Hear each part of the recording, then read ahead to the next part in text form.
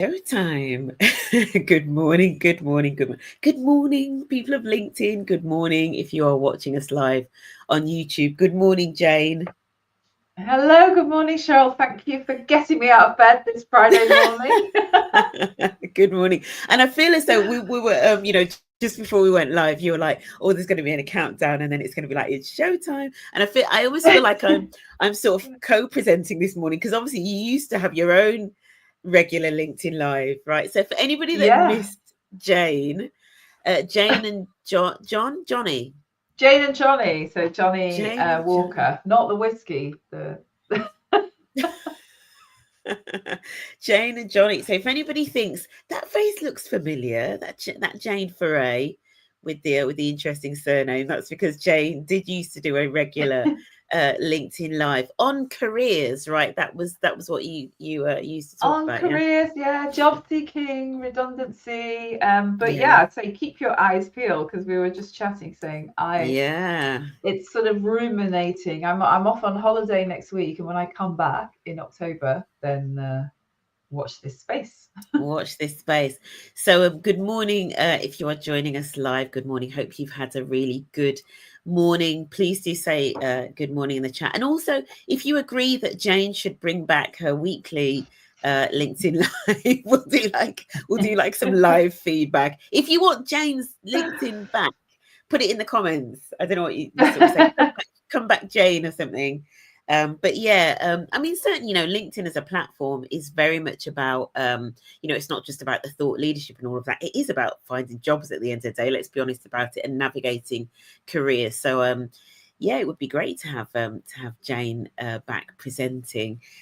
So I've got with me, for anybody that doesn't know, I've got Jane Ferré with me this morning. Am I pronouncing your surname correctly, Jane? You are. Hurrah!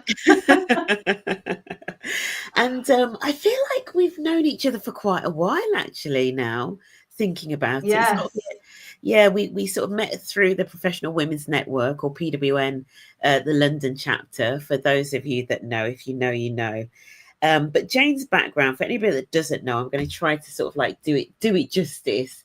I always sort of say when I'm introducing people like Jane, Jane's like a proper a proper people person, as in, sort of like a fully qualified up person that worked for, I guess, most of your career with people in the realm of, sort of like HR training people, sort of getting the best out of people, working with organizations.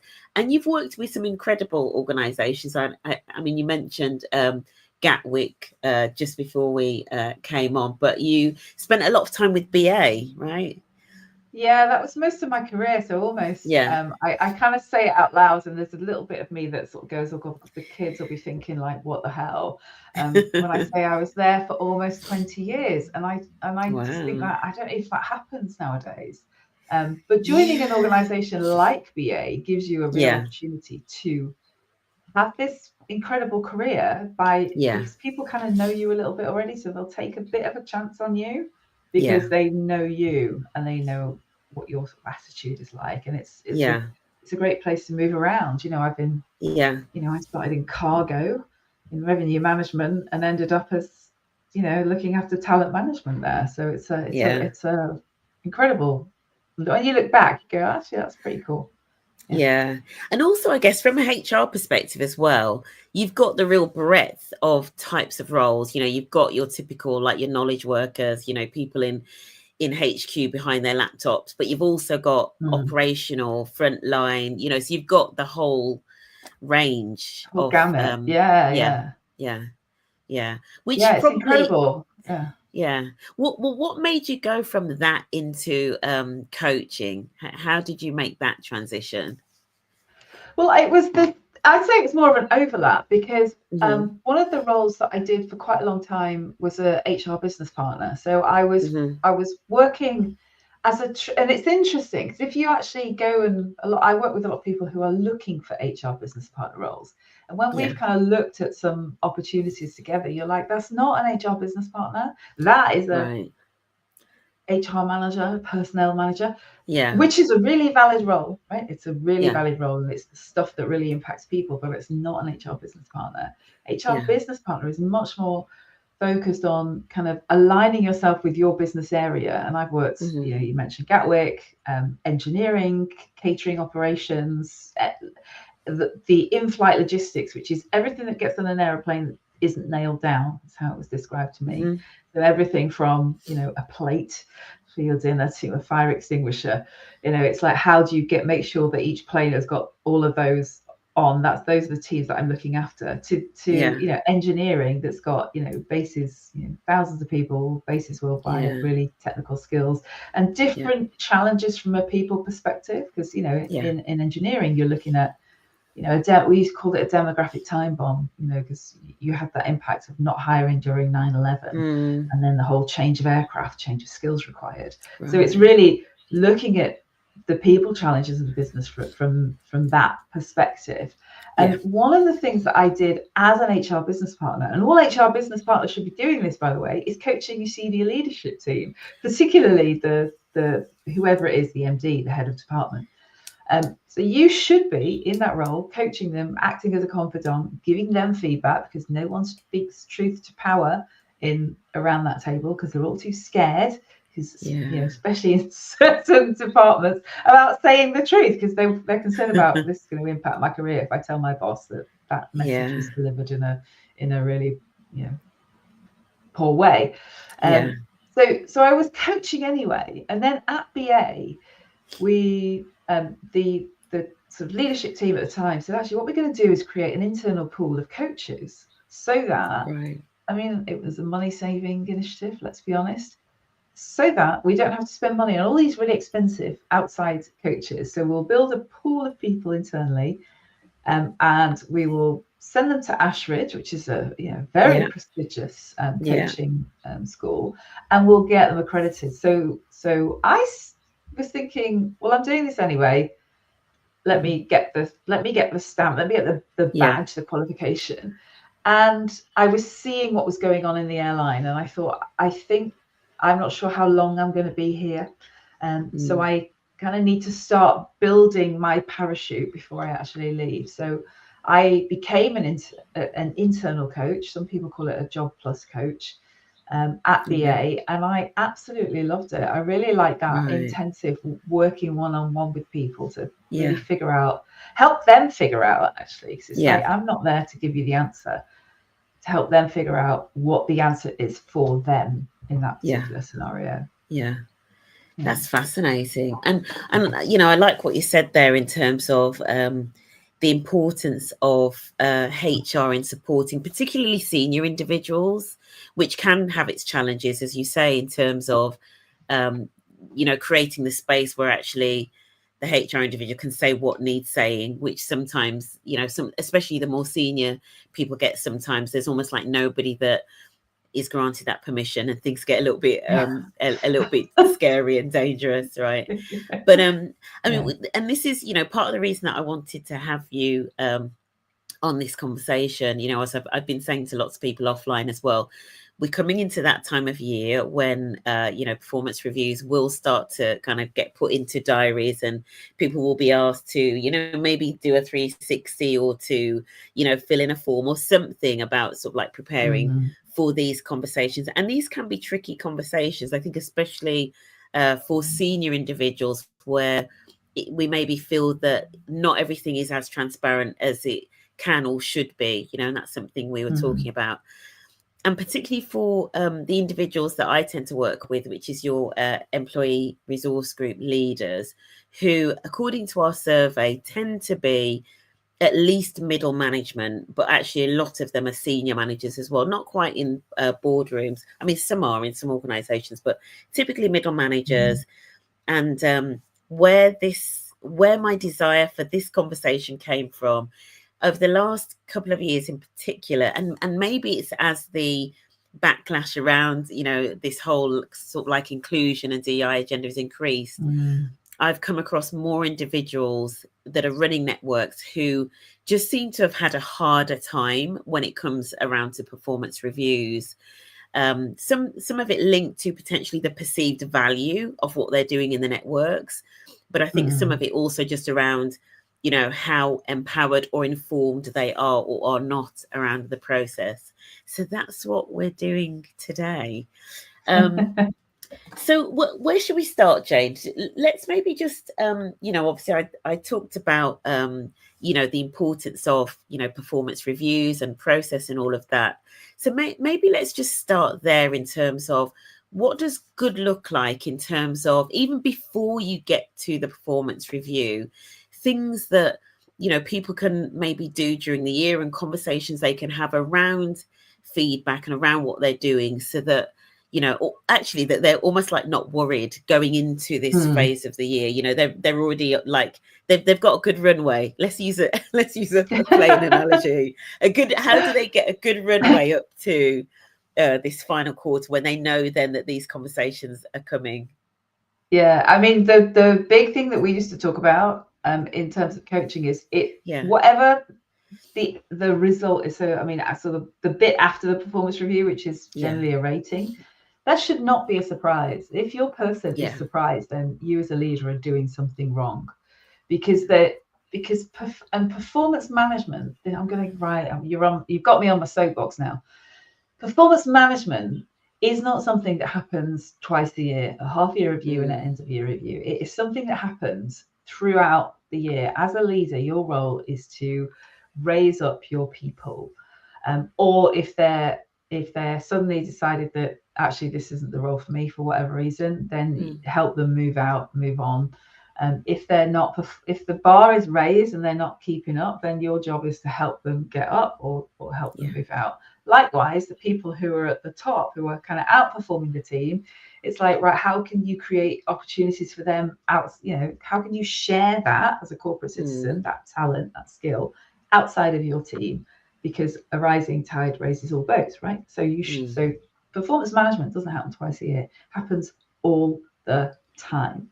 So you should be delivering feedback to your team every week. And my team used to joke with me, and I think it's like a muscle. I think people are scared of saying the wrong thing, and I think that, you know, there's a whole host of reasons around that. But I don't think people have been sort of trained, told, shown how to deliver feedback effectively. So it kind of becomes this thing that you avoid doing because you're like, oh God, I'm going to get it wrong. Whereas actually it's like working out the gym. You're not going to start with a six pack. You've got to start doing the reps, right? And you should be doing the reps as a leader in terms of delivering feedback, both positive and I hate the word negative, I'm going to say developmental, because the feedback is about developing the person. Right? So my team used to joke, because we'd come back from, you know, a meeting. We used to have like big HRBP meetings, or big, you know, I was with a team member and they delivered something to the HR business partners. And on the way back to our office from the meeting room, I'd give them feedback. Yeah. And it turned into this joke, which was, are you going to give me my feedback now, Jane? I'm like, of course I am. And there's just maybe something about that, like just make it an automatic thing. And it's like always start with like, what did they do well? You know, what did you do about that situation? You know, and it's like, oh, I thought the presentation went really well. I thought, you know, you kept within the time frame, which meant you weren't rushed.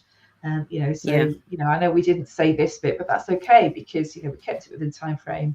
And the message really landed, so they're going to take that forward. That is feedback. I love that snippet. I love what you're saying there. And I had to like check my LinkedIn to see who this comment was from. It's from Kariba. Good morning, Kariba. Kariba just said preach, Jane, right? So clearly you're on the money already. Jane, Kariba, if you agree that Jane needs to come back with her weekly LinkedIn live, put it in the comments. I love you're absolutely, I mean, you're spot on. It reminds me of, actually, I watched when Oprah Winfrey was wrapping up her show after 25 years. One of the things she talked about in her team was the importance of feedback. I think they had this saying, feedback is your friend, right? And it was just everywhere. Like, you know, it was a really big deal. But you're absolutely right. If it just becomes the norm that feedback is given all of the time, then as you say, you know, the performance review, as we know, shouldn't be a surprise, right? The rating should not be a surprise. Suppose because I did a session once for a network where I was talking about, you know, these types of topics, and I was talking about you know, how you manage the expectations of people that you're working with, etc. Suppose you just happen to be working for a line manager or a senior leader who's rubbish at giving feedback. What can you do to potentially solicit that feedback? Yeah, so I think it's like, why they what's rubbish about them? Like, think about that. So is it the fact that you're just not getting any feedback? Is it, you know, is it that it's not feedback? So criticism. So this is another phrase I hate, constructive criticism, but it's not. Criticism isn't constructive, right? It's just shit. It's not. It's criticism. Let's not. And again, it's like, it's feedback is about how can you improve the performance of your team, like that, or your team member. How can think about the message you're delivering. Is the message you're delivering about criticizing your team member to make you feel better, or is it about helping them to feel better? One is criticism, one is feedback. So it's just about, you know, thinking what is that. So also the other thing that happens as well is that we're not trained. No one in the business is trained to receive feedback either. So whether you receive positive or developmental feedback, you go through a process, and it's kind of like the grief process. So it's a bit like denial, first of all. So let's look at a positive example first of all. Someone goes, "Oh my God, I love your top." You go, "Oh, I've had it ages." Or you go, "Oh, £5 Primark," right? That's if you've ever said that to someone. I say this to people all the time, because I just love like going to them, "Oh my God, I love your coat, you look great." And they go, oh, this whole thing, that's denial, right? So whether it's like motivational or developmental feedback, we go through denial, then we go through, you know, a bit of emotion before we move to rationalization. And I think it's understanding as a leader that your team is going to, you receive feedback, you're going to go through this thing before you get to acceptance, and then confirm or comply. So it's almost like, you know, confirm, like carry on doing it, or change. You know, it's like, right, I need to change something as a result of that. So there's a bit about how do I learn to receive feedback? So check yourself. How are you receiving it? And then the delivery, is that feedback or is that not? And if it's not feedback, then you need to be better at telling your manager how they could improve in that moment. So you know, and I think that a lot of that depends on, I think we had a comment just pop up on the screen from Alicia. Which I think kind of links to almost like what you're saying there, in terms of it, you know, definitely if you've got the better the relationship with the line manager or whoever's giving the feedback, if it's not a direct line manager, then the easier it tends to be, I guess, to get the flow. Although saying that, so Alicia, your point helps build trust that all parties are coming from a good place. You do sometimes, when it's like, when there's like this overly friendly relationship, do you sometimes find then that, you know, giving that developmental feedback is more difficult, and then maybe then you still get to the 6 monthly review or the full year review and there's still a shocker because there's been a relationship such that people are scared to then say anything that's developmental. Do you know what I mean? That's so it's a tricky one, isn't it? Because it's kind of built up it's built up into this bad thing. But I think it's Alicia's point now, which is around actually it's so if you're the person delivering it, which is like, why am I delivering this? Am I you know, and maybe just think about it. It's like, am I criticizing, or is this feedback? And just really almost take that step back and just go, what's the change I want to invoke here? So I always think of it in two parts. So if it's a motivational piece of feedback, it's like continue, right? So that's the outcome, is continue to do that thing, right? If it's developmental, it's about what is the change that you want to see from the individual. So what's the thing that I want this person now to do differently? Yeah. So if I gave you an example, you say, well, you say it could just be something simple like, someone's used emojis in an email that, and I always think when HR, like if you're sending an email, always think it can end in an employment tribunal, right? So it's that question of like, so I noticed you've used emojis here. I can see what you're trying to do. You're trying to be sort of friendly and whatever, but moving forward, can I ask you please not to do that, because we never know who, just think about who is going to see this, where this email might end up. So please just refrain from using emojis in emails. That's the change that you want to see. That's something like really simple, and that's developmental feedback, because actually it's about this person could be using emojis because it's like lol, but it's like, how is it being received by someone else in the business? It's actually it's impacting your professional, how people view you professionally. So what's interesting there and what you've described, and I just wrote it down in terms of the two things that you sort of stood out. You said, what can the person do differently and what should they continue? And I think maybe if it's an individual that's having to seek the feedback, particularly if, and we're going to get into for employee network leaders who often might be doing work or this applies to anybody that maybe works in projects or does pieces of work not directly for your line manager. How do you then get the feedback from somebody else, another senior leader or internal customer that's seeing that? Those are maybe two questions that you could think about asking. What should I continue doing, or what did I do well in that? Can you give me some feedback on that? What could I have done differently, or what, do you know what I mean? And that's maybe those are maybe two questions that you could use to kind of draw, if the feedback isn't forthcoming, you can maybe use those questions to get specifically to the nub of what what could be changed or what could be improved. I mean, it's almost that, stop, start, continue, because we ask that question a lot about business, don't we? But we don't necessarily ask that about ourselves. But I would say you need to flip the order, because when you're delivering feedback, you start with positive, because if you start with something positive or motivational, then people are much more receptive to the developmental. If you come in with developmental, it's a bit like, oh, all right, love, So it's like, ooh. But actually, if you're delivering something, positive to an individual, it's like, oh, okay, I feel this it's already balanced, because you're coming in with something positive.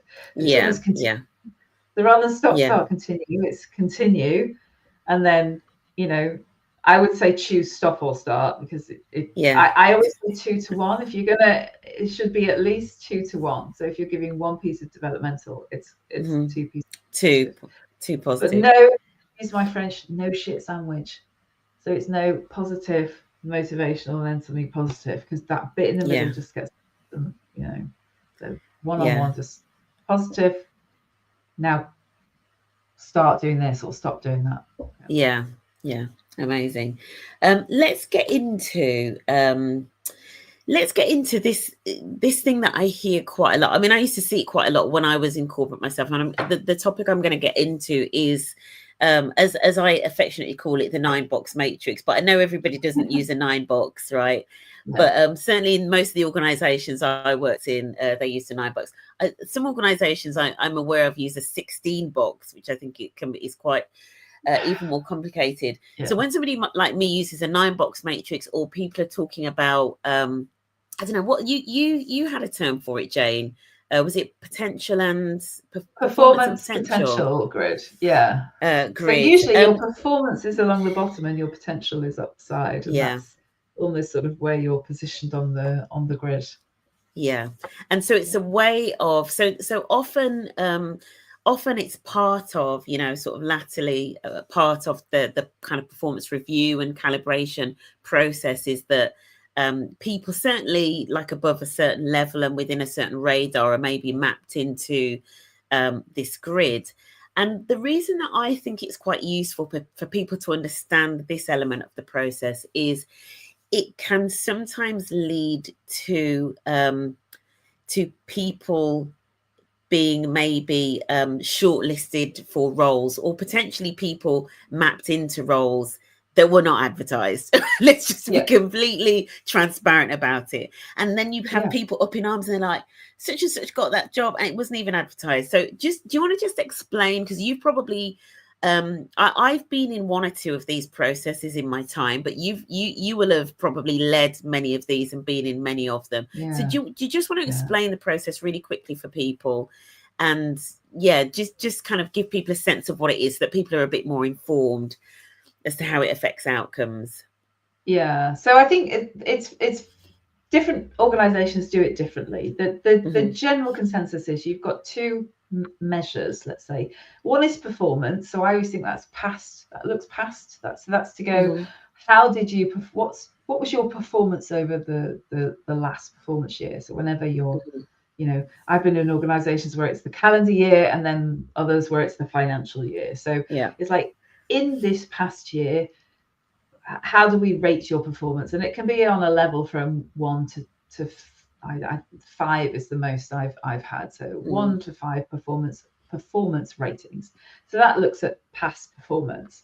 The other one is potential, which is generally around sort of 3 levels. So you've kind of got your low potential, which is like you've gone as far as you can, and that's not a negative thing. That's almost like, actually you're great at what you do, and it can also be used a lot for very sort of professions. So a lot of, you know, maybe you're an accountant, a lawyer, something like that. And it's like, this is in terms of the wider corporate model, you're where you are, you love what you do, you're very specialist, and in terms of performance potential around the business, you're kind of at your level, and actually most people in your business should be there, right? So, because not everyone could be a star. You've then got a kind of medium level. So it's like you've got a bit more in the tank in terms of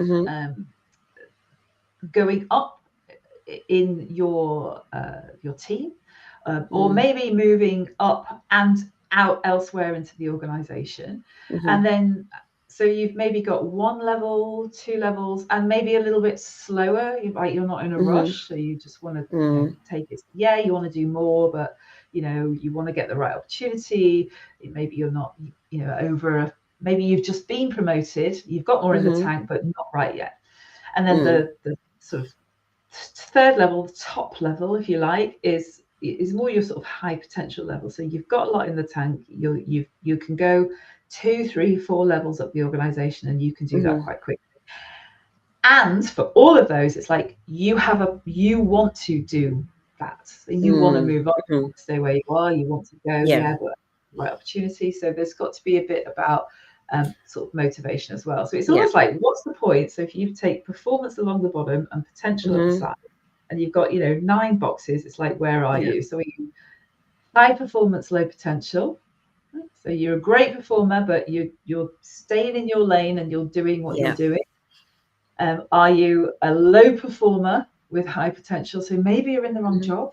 That's a lot of people have moved into something, and it's like they are great, but suddenly they're not.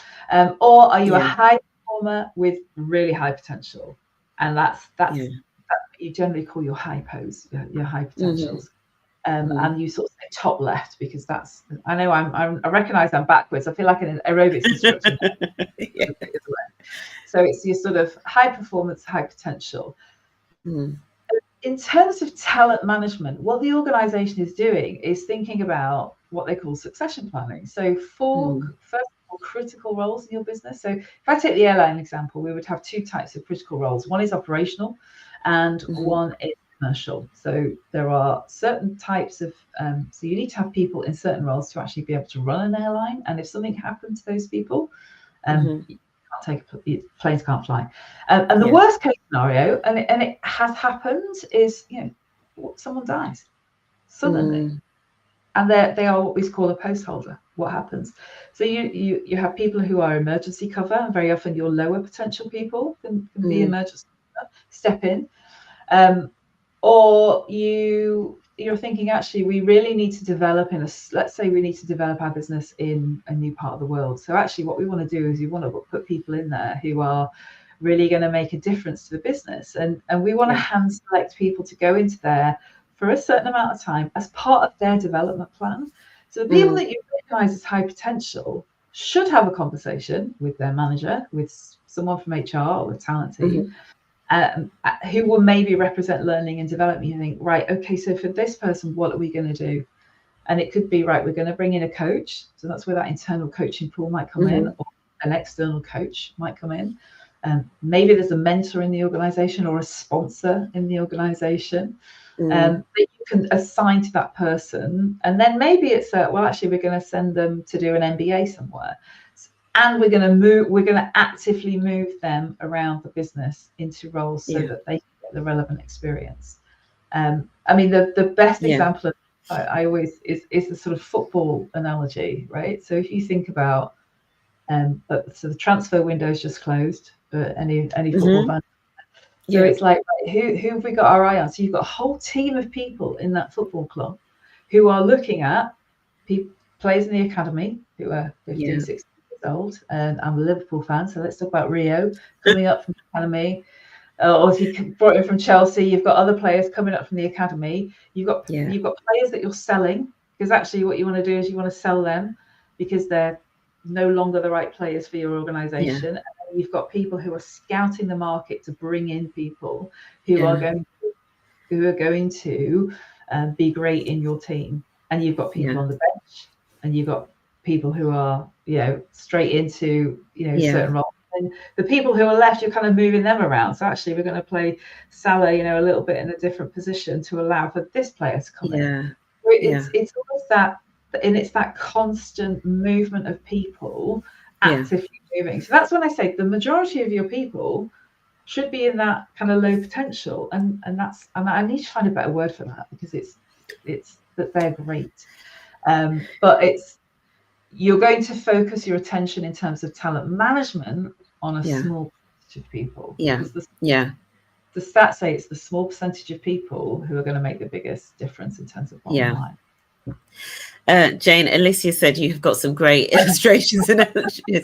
I agree. I didn't know where the football transfer window analogy was going to go, but it was spot on. But I guess the thing I wanted to ask about that, actually, because again, I can't even remember how and why I heard about the 9-box matrix, probably just as a result of some of the roles that I did. But I get a sense that a lot of people don't know about it at all. But also the bit that I think maybe is missing, and is it deliberately so? It's the conversation about potential and motivation. So, that performance review that happens, and even, in terms of the feedback and stuff that we've talked about, which is about performance. I know that in some organizations, if I think back to my corporate days and I think back to some of my transformations, some organizations I know make quite a big deal also about development conversations, or almost as being like a separate thing to the performance review. And the development conversations is where you should be having the conversation about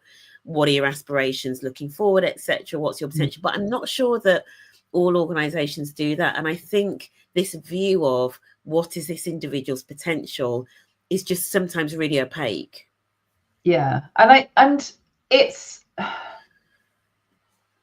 I say it's a snapshot in time. Yeah. So it's interesting because we kind of, and this happens in BA, and I've seen it kind of happen in other places, which is like, as soon as someone's labeled, and we do label people, as soon as someone's labeled high potential, that kind of sticks with them. And then there are things that happen to that individual in life, or maybe they've done, so we had a couple of instances where people got really bitten by scenarios. So we had a couple of strikes, for example, and they were, it's almost like, actually, we just needed to move them somewhere else so that they could just heal. Sounds a bit too far, but we just need to just dial it down a little bit, and we just need to put them in a role where they can build back up their confidence, where they can just they might have a bit of sort of corporate PTSD from some of the things that they've experienced, and it's almost like we just need them to move somewhere else, because if we don't do that, then they're gonna just leave, and that's really risky. But it's some organizations, and it depends, I think, on the skill of the manager. And again, it's like I should always know kind of what my people's aspirations are. It's a bit like the performance management. I should know as a leader where they're at, so things can happen to people, like suddenly they're motoring, they're doing well, and we know we now have this sandwich generation where suddenly it's like, oh, a parent is suddenly sick, or a parent needs a lot of care, but the parent lives 200 miles away, and this happened to me recently in my business. It's like, oh, suddenly, my mom was 90 this year and she lives in Bolton and I live in London, and it's like, that takes time and energy and a focus that's away from my business or in the paid employment in my role. So in terms of my schedule, actually, I just need to just be low potential for a couple of years until I've sorted that out, or maybe I've had we've now got children, or they need some special help with something, or oh God, we're moving house and it's just a nightmare, or my wife's been moving, something like that, so there's almost like this constant conversation and dialogue with leaders, with their people, about where they are right now. And it's not, the conversation we had was, as soon as someone wants to take themselves out of that hypo pool, they're frightened that they're never going to be put back in it again. And so we just need to be just having these conversations. It's because it's a snapshot. Potential rating is a snapshot, and it's unscientific, because we don't know until we move you into something whether you're going to succeed in that role or not. But as an organization, it's our responsibility to put that scaffolding in place around you so that you do succeed. I love that. And even just what you said about the types of conversations, Jane, around, because this is where, like you said, the importance of, and it links back to what Alicia was saying actually about, if you've built up that trust relationship, such that you can say to the manager, look, I've got this going on in my life, can I just, I'm happy where I am, and I'm going to keep performing, but I'm not ready. I'm not in a position where I can take on more, or I can be stretched, or like just like chill out. Like, let me just like breathe a minute. Do you know, I had a friend, it's interesting you said about labels, and how the hypo thing sticks, but I had a friend that who works in HR, who shall remain nameless, but she uses a term called avocados, and like how avocados sometimes they're ready, like just right. I hate avocados. We rarely have them in the house. I love them. I eat an avocado almost them.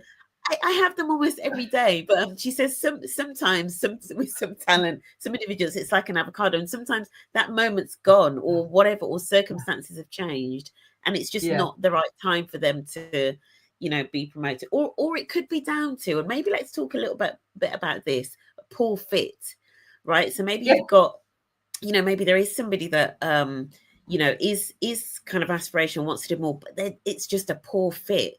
What is it that the individual and or the line manager can do to support them through that? And I know this is something that you help people with as well, things like career transition, and for employee network leaders, actually, this often is a biggie, because they get involved in this line of work and then they start to really question purpose. What am I doing?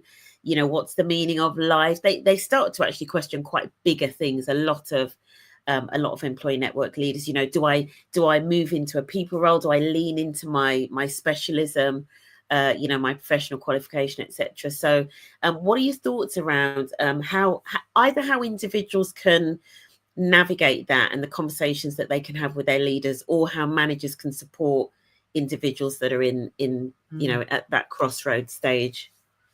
Yeah, I think it's really important, and I think how the organization deals with this scenario is really important. So I think it's almost like then it's the scaffolding bit. So there are some examples where you might move this, and this is the risk, right? So it's the risk. You might move into a role or be placed in a role where it's like, this is just not your wheelhouse, or there's just something about this team or this role that's just not getting the most out of you. And I think the organization has got some sort of stepping in to do, which is actually, do we keep you here for a certain amount of time, or do we just move you on very quickly, and it's almost like there's no right or wrong for this answer, and I think a lot of it depends on, you know, what do we put in place to help you? So is it like a coach, or is it actually this highlights something with your manager that actually it's like we need to really help them to help you. So it's almost like there's not really one clear answer, I don't think, for that. In terms of the ERG example in particular, I think it's almost like the higher up an organization you get, and the more, so it's a bit like you say you didn't know that these conversations existed. I didn't either until I moved into HR. And it's almost like someone like Stephen Bartlett talks about this, and he talks about he kind of gets let into different rooms, and suddenly you're let into different rooms, and it's like, I never knew people had coaches. And I never knew. That's why that person got that job. Right, it makes now, but we don't talk about it enough. And I think sometimes with ERG leaders as well, it's like, oh, so I've kind of been sold this, but we don't really believe it as an organization. We're just paying lip service to this thing. So I think you've got it's like two options, one decision. It's like, do you go, right, okay, I'm going to make this my life's work, or I'm going to really lean into this challenge and really make a difference here, or do I kind of step away from it? Because I think in my experience of people who are leading these groups, it kind of goes almost one of those two ways in terms of you could really make a difference here. And I think this is where sort of coaching and mentoring can really help, because you almost need to come out of the business and talk to people externally to go, so what have you done and how have you made a difference? And being with other leaders outside of your business who've really changed the dial on it, and just bringing those ideas back and just thinking, actually, if I leaned into this, it's going to be hard. It's almost like choose your hard, right? I heard that the other day and I loved it. Your hard. This is going to be hard to lean in and really leverage this and bring focus on this in the organization. And it could be like you create and name yourself at the same time, because we all love a bit of that. Or you go, right, this is some poison chalice that I am steering well clear of. And that's hard. Well, so it's like, which choose your heart? I mean, that's a really good point. I love that saying, choose your hard. I might have to steal that one. I do quite like that. Weight loss exercise. Choose your heart. We overweight. We want to make salad. They're both hard. The other thing, one thing actually, we were talking about it at the ERG Leader Summit this year, because we actually we've got a few individuals that have moved from ERG lead into DI roles and now like head of DI roles. And one of the things they talked about was one of the things you do have to think about is a bit like you're saying, choose your heart. It's not an easy route. It's there is a skill gap between an ERG lead to then a full-time D&I role. And I think, I don't know whether this is something that you do in your career crossroad thing, but there is something about, like the concept of ikigai, which is like looking at, what are you good at? What are you good at? What can you get paid for? What floats your boat in terms of purpose?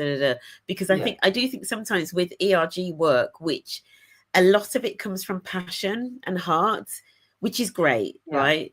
But passion and heart do not pay the bills.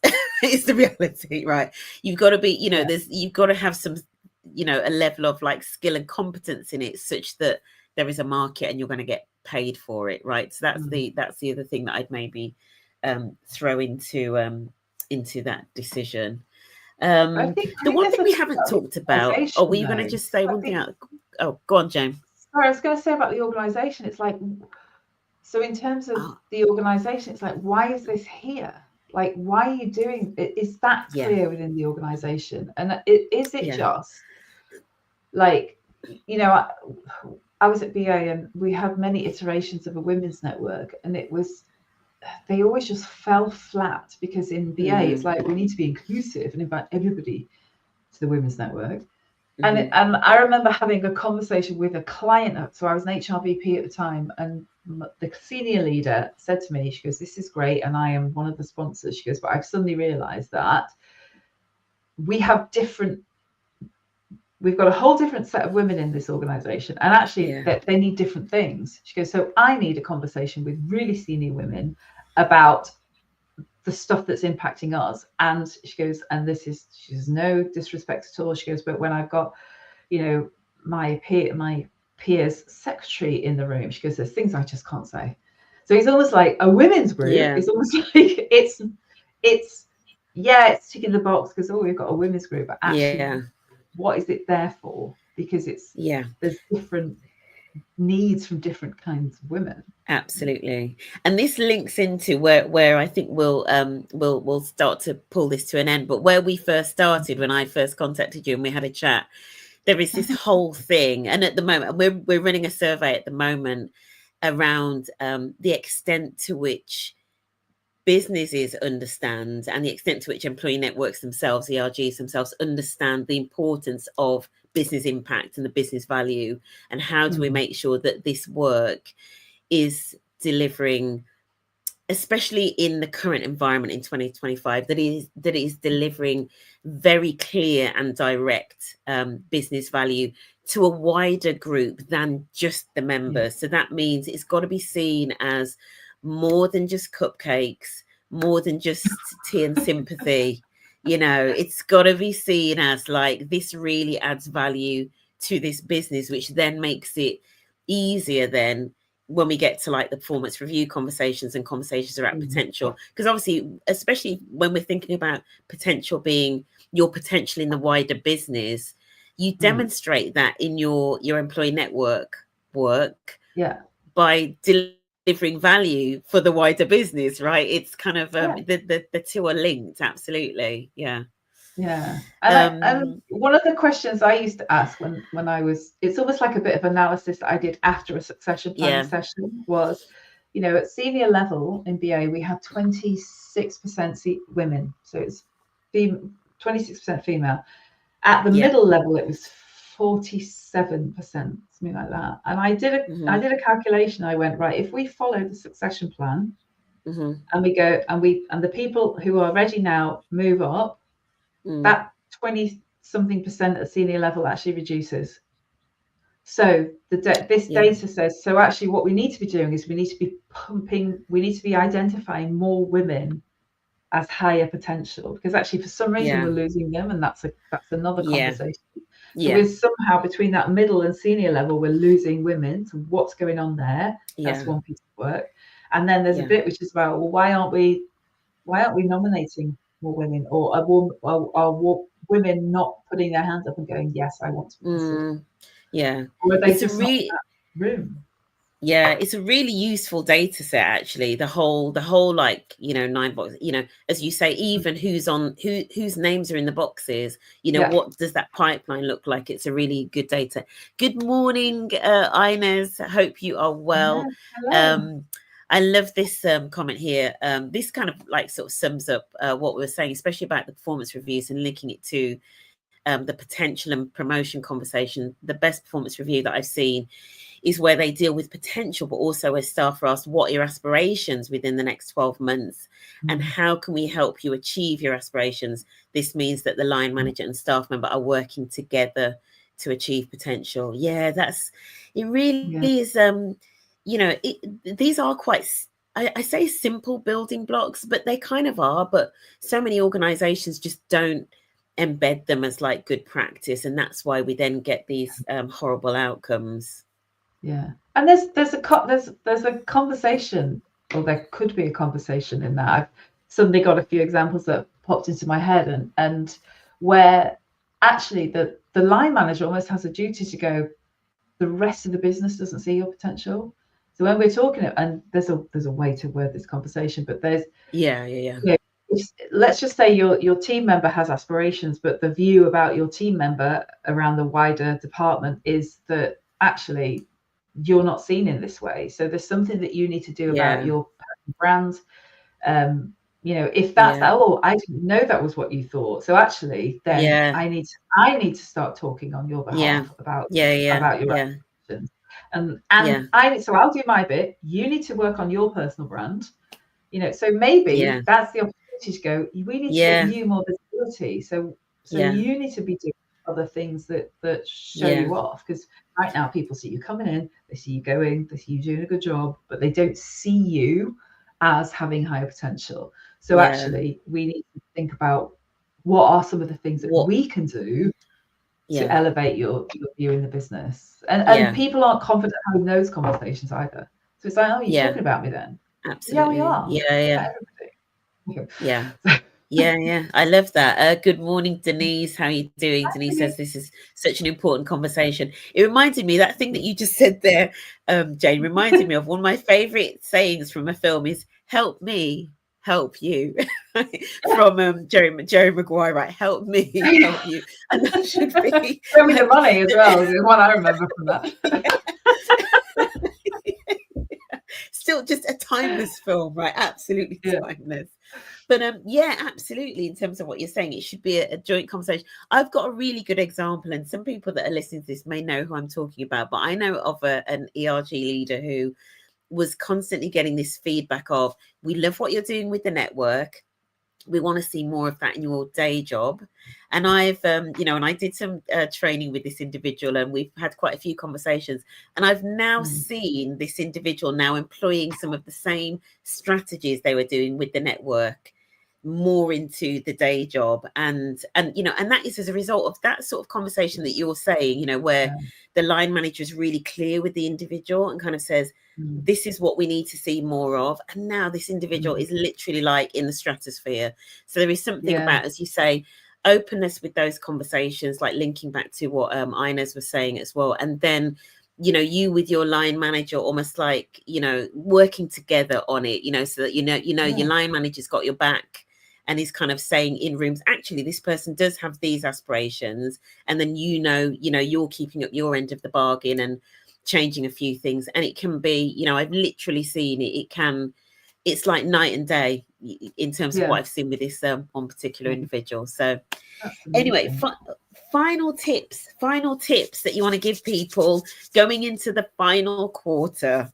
What can they be doing? You probably got tips for line managers and then tips for the individuals as well. What should people be doing in the next quarter? I think September is a great time. So we're 2/3 of the way through the year. I think it's almost a better time to reset than January. I just always feel this. So I think it's a great time to have conversations with your team about where they're really at in terms of performance. So just are they high, middle, low? And this is just a performance conversation. So and then it's and so what? So actually, if you're kind of, people are thinking that, you're really flying, so keep that level till the end of the year. And your mid, your kind of mid performance, which is actually a good thing. Again, most of your people should be mid performance. It's like, what do you want to do? Where do you want? What's the conversation you want us to be having about you at the end of the year? Do you want us to be saying, do you want to be in the upper, or do you want to be where you are, right? And this is what you need to do if you want to increase, and this is what you need to do to maintain your where you are. And then in terms of the lower performer, it's like, why are they low? Are they new into role? So actually, what do they need to do just to kind of creep themselves into the middle? Or is it a real honest conversation about, right, you are really at low performance, where are you at, what's happening, what's going on? We need to, what is it you need to see from them in terms of improvement of performance? I think it's really that about performance, and then the potential conversation will come later and after. But in terms of performance, it's a great time to reset. And also for the line managers, your performance is about the whole year, right? So one of the things that I was passionate with my clients about doing a half year review. So it's like I had a ranking and rating at half year, and then we'd have a conversation at full year. And I'm like, well, this person was a low performer at half year. How are they now a top performer? And it's like, the performance rating is for the year. So it's not just the latest is most relevant, but actually, what were those people doing at the beginning of your performance year? And the rating is for that whole 12 months, not just the stuff you remember. So there's something for individuals as well to keep reminding people of that. You know, and I always say to people, if you're going to perform right at the end of the year, because that's what people remember. Yeah, it's a bit like on X Factor, right? Yeah. we always remember the people that come on right at the end, like, or on Strictly, right? You never remember. Cruise through. It's like Strictly, isn't it? You kind of cruise through mid-table, and then you sort of like, you know, start to do a great passive overlay, and then people are like, oh, who's this?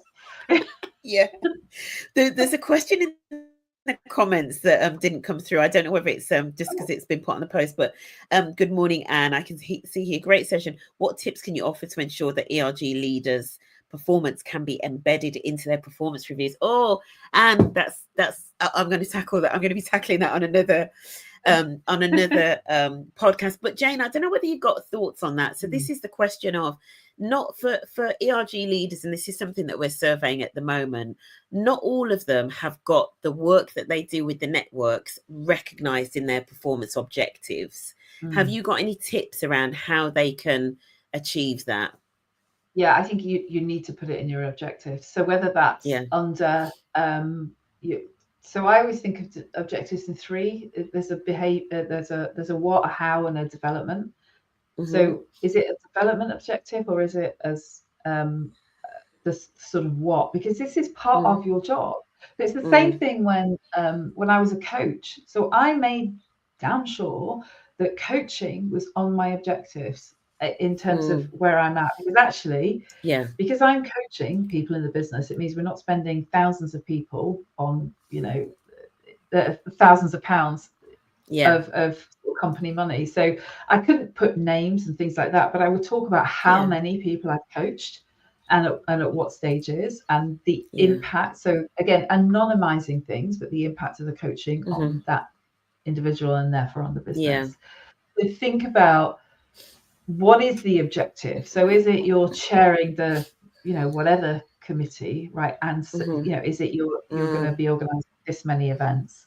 Do you want to, you know, are you going to get a LinkedIn post on the company page on International Women's Day, or, you know, it's Black History Month, so you're you know, running a set of events at that time. But also it's about you organizing your work as well. So actually, if you know that it's Pride Month in June, so is there a way that if you're more of a knowledge worker, you can do this? So in terms of actually in June, I need to just like almost dial down my day job so that I can dial this up. But you need to keep talking about what you're doing as well. So you're a line manager. Yeah. And I think, well, as you were talking as well, I was thinking about exactly what you were saying in terms of, and the point that I would add to that as well is really understand, you know, you've got to be able to sell and kind of like pitch what it is that you do. You know, we talked about this at the summit, but, you know, so for example, if you are running a network of, you know, which some of these networks are some of these network leaders are running networks of thousands of members, right? So you want to be saying, this needs to be my performance objectives, because this is a network of 2,000 people with a budget of X, with you know, events that are attended by X, with feedback of X. We're doing that, put it in my performance objective. Like, you know, make that, you know, have your elevator pitch of, this is what we're doing, X, Y, Z, this is the impact, this is how many people, why is it not in my objectives? The other thing I would maybe add is, if you you know, if you can get support from the DI lead or HR, whoever looks after it, fine. Alternative is your exec sponsor, right? You know, maybe use them to support that as a general approach across their peers, you know, so you get it kind of coming from the top down, maybe across the entire organization. And if you're still doing like 360 feedback, you know, if it's like, you know, ask these people for feedback, ask those senior sponsors for feedback. And what I've always done with senior sponsors is say, I would really love you to give me feedback, but I know you've got like 20 requests. Would you like me to write you something that you can change? And you send them the feedback. Then don't make it hard for them. like remove, just so it's going like, this is what I really want to focus on, or this is the feedback I've got from my manager that I need to be more, I don't know, influential, or just be more confident in speaking among the group, and tailor that feedback. I've written you a few words just to get you started, because I know you've got 20 requests, so let me make it easy. And yours will be the first one they do. I love that. I love that. Good morning, Andrea. How are you doing? Loving this conversation. I'm able to, within reason, flex my day job against my network activities. I always include my network work in my updates to my manager, so he's aware of what I'm up to and what support I need. Amazing. Just it should just be part of the whole thing, as you say, in terms of it's part of that conversation about how's the day job going, as well as this is what is happening in the network as well. And it kind of brings your line manager into that world as well, rather than it being this thing off on the side that they don't get involved with. Jane, we're out of time, but we're way over time. I think resounding for anybody that joined a little bit later, that Jane used to do a weekly LinkedIn Live, and I was asking earlier, do we think Jane needs to come back? Does Jane need to bring back her careers advisory kind of like LinkedIn Live? It's on the list for October. I'm going on holiday this time next week. I'll be packing a bag, and I'm back in October. So if anyone wants to connect with me, by the way, on LinkedIn, then please just send me a request. Happy to connect. I've got a LinkedIn newsletter as well, which is called Talking Talent. So I am actually the newsletter that's I'm writing right now is about how do you measure if your talent strategy is effective. So there might be some hints and tips in there as well. Perfect. So please do, if you're watching this, please do like connect with Jane. Look out for, if you're not following Jane, come back, Jane. It started. Yes. Come back, Jane. It started. Can we make it a bit later than 8:30? I'm not an early bird. Lots of yeses for Jane to come back. Absolutely. So please do follow Jane if you're not following Jane already. If you want some specific careers advice or coaching, if you genuinely are at a crossroads and you want a one-to-one conversation with Jane, please do get in touch. But look out for her LinkedIn lives coming back soon. Thank you so much for your lovely comments, Elisa. You got to do it now. You put it out into the ether. And so that's it. Any final tips, Jane, before we go? What parting words do you want to leave people with today? I mean, I just think the big thing is performance conversations don't happen twice a year. They happen every single day with your team, and the more often you do it, the better those muscles are going to be. If you just keep flexing them every single day. Amazing. Perfect. Well, we will absolutely leave it there. Jane, thank you so much. I'm looking forward to your LinkedIn Lives coming back. Thanks, Sharon. Thanks everyone for your comments. Thanks everyone for joining. And if you're watching on the replay, thank you everyone. Take care. Have a great weekend. Bye.